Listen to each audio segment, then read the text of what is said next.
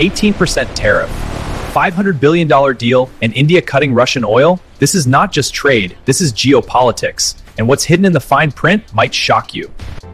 In February 2026, India and the United States announced one of the biggest trade agreements in recent history. Reports suggest U.S. tariffs on many Indian goods dropped from nearly 50% effective levels to around 18%. Lower tariffs mean Indian goods become cheaper in American markets. That means bigger orders.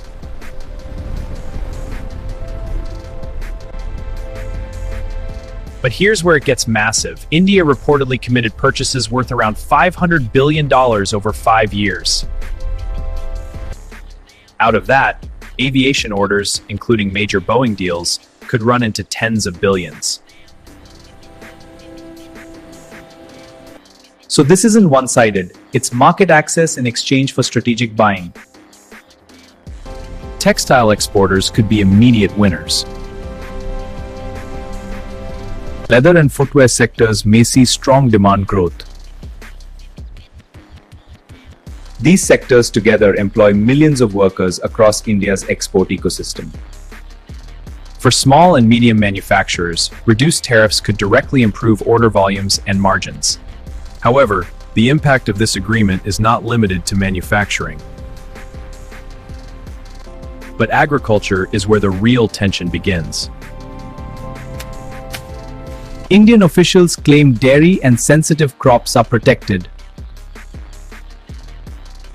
But the full legal text hasn't been publicly detailed yet. The real power of any trade deal lies in tariff schedules and dispute clauses. Now comes the geopolitical twist. Reports linked the agreement to India reducing Russian oil purchases. That's not just trade, that's strategic realignment. For Washington, this strengthens supply chains outside China. Semiconductors and critical minerals cooperation could follow. This is long-term strategic positioning. If executed properly, exports could surge. But energy shifts could affect fuel economics. For small manufacturers, this could be transformative. If compliance barriers reduce, growth could accelerate fast. Final implementation details are still pending, so the real question remains, who ultimately benefits from this agreement? Exporters stand to gain from tariff relief, while strategic leverage between the two economies strengthens. This agreement extends beyond traditional trade policy.